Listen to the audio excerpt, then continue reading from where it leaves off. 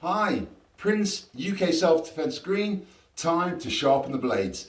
I hope you're having a great day and fantastic for joining me. Okay, I want to talk today again about this split entry and then also about what I do, tiny little movements to kind of help along with my speed. So I've explained about some of the basics that we do, so isometric, weight training, like bodybuilding, body weight exercise, flexibility, sprints, skipping, bag work. All these are imperative if you want to make yourself explosive rather than concentrate on the 4,000 techniques that other people like doing.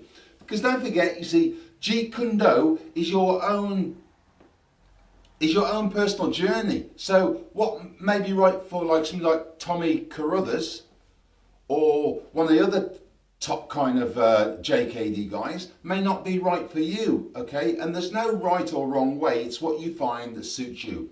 So, when we look at this thing called split entry, which is really, really good, split entry, because you've got to be able to anticipate the jab and the cross, okay? Now, with split entry, as you know, when the jab comes towards me, okay, you slip your head, and you anticipate and you go for an eye strike or you go for a palm heel strike. Now, what I'm trying to say is, this area here, the sternum, the clavicle, the sternocleidomastoid, which is the big muscle at the side of the head there, the scalenes, which are the ones that help turn the head, okay, just behind there is the brachial plexus nerve. Now that nerve there, which you can really find that little indentation, right, runs all the way through the deltoid through down the arm, and we've talked in other videos about going for debilitating shots that hit the extensor muscles because you're dealing with the median, the ulnar and the radial nerve. Now, this area here, the sternum and the upper pectoral muscle, right? If you were to go into split entry, and I mean, you're not a martial artist, because the martial artists in the Jeet Kune Do, they specialise in this, as the jab comes, so this is a jab, as they slip, they specialise in going for the eyes, or they specialise in going for the palm heel strike. Gross motor skill, but they're very, very good at doing that, because, I mean, in Bruce's system, that's what we do. We go for the eyeballs. I mean, that's what we do, so we go for the eyeballs and we come in for a low shot. Now, if you are not trained like that and you don't want to think, but you're going to slip, what I'm trying to say is, this is a very, very dangerous move. But as the punch comes in, so the punch comes towards me and I slip and I go in, if I were to go in with a chest shot and I hit anywhere where my hand is there in this area, so it's the neck, the clavicle, and the sternum. The physiology of every person is identical. So if you get hit anywhere around here where that nerve complex is, you're going to stop functioning. It's as simple as that. You know when you see Star Trek and you see Spock, Mr. Nimoy, and he goes up to somebody and he puts his finger in this area, that's what he's probably trying to cause instant pain and stunning you with by going into that brachial plexus bundle of nerves. So I'm here now, okay, right? Rather than have to be trained to do the eye jab, okay, which is a very, highly skilled maneuver to do it and very, very dangerous, okay? I go with the palm heel strike, which is a lot easier, so I could slip and go with the palm heel strike. And as you know, I like the palm heel strike because it's got a lot of variants. Like, as I've showed you before, imagine like the punch is coming towards me, you can go through the center, so you can actually block this way. You can block on the outside and do this type of strike, or with the fist, that type of strike, okay? But here, we're talking about specifically hitting somebody in the upper sternum, the clavicle, the pectoral muscle at the top, and also engaging this area here, the brachial plexus nerve. So, I'll demonstrate. Punch comes in, I go, just a very quick one, nothing big, boom, boom, quick as that, right? That short little movement is going to put the assailant down.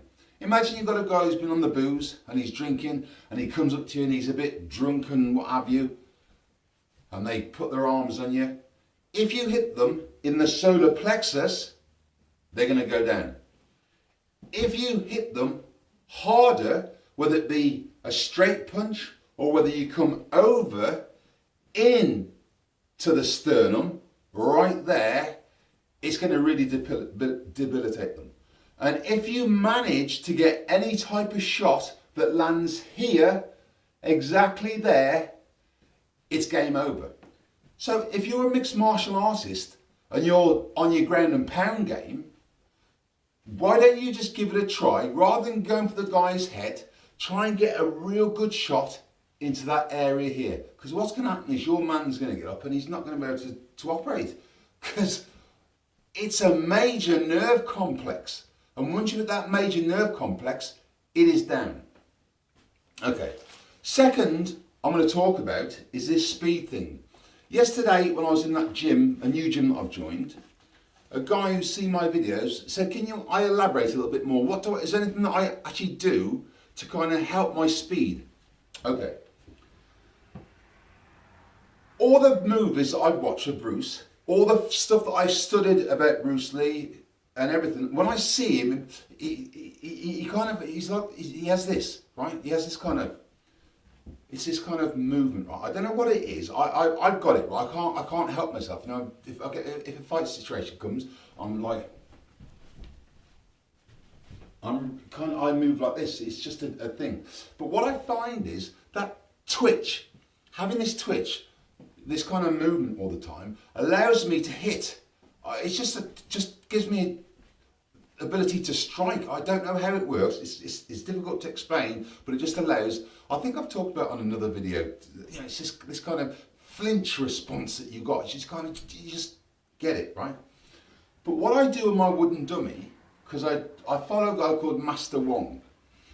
Master Wong has got a fantastic wooden dummy series out, and I've conquered all of those wooden dummies tutorials that he's done. And when you start adding your own thing into the mix, you find out little things that kind of help you for your speed. So I kind of find for me, you know that typical Bruce Lee where they go here and they go. So they go from here, they slap down, they back fist, they come round and they strike, right? So it's that kind of thing. You tend to find to speed up that, I go like this first, I just start tapping. Just small movements, because don't forget this. I'm teaching myself is this neurological pathway. I'm teaching the mind and the muscle and my central nervous system to operate in tandem. And then from there, I kind of see this. Hear the noise? Hear that? Hear that noise? See, it says. See? 1, 2, 3. When you get it right, you know what I mean. But the whole point being is if you're going to use your wooden dummy, if you start kind of tapping and then just kind of doing this with your movement, nothing too much. You've got to get this kind of, that movement. You see? And that kind of transfers over after time into speed. So then you can start working on the dummy and on your practice partners with much more snap, mobility and power. Okay, I hope that made sense to you. This is Prince UK Self-Defense Green. I really enjoy your questions. Thank you for subscribing. And I'm going to be, like I said, I'm going to be bringing some of the stuff that I cover with a couple of guys who are going to be my my partners, I can demonstrate a lot more things and show you what is applicable on the dummy, what you can do in real life. Don't forget, this is self-defense. You've got to be very careful. If you can avoid the trouble in the first place, avoid it. Keep your arms up, gesticulate, get back, think about your environment, think about moving away. When you walk into a place, if you go into a pub or a nightclub, to be safe, just think about your environment. Think, what happens if there's a fire in here? What happens if there's a big fight in here? If you're going to be stood, say for instance, in the middle of a dance floor with a beer in your hand and you've got lots of people behind you, think, if it goes down in here, I could get glassed in the back of the head. As I always say to my people, spatial awareness, back against the wall, against something, making sure you've got peripheral vision. Okay, Prince, UK self-defense screen, yeah.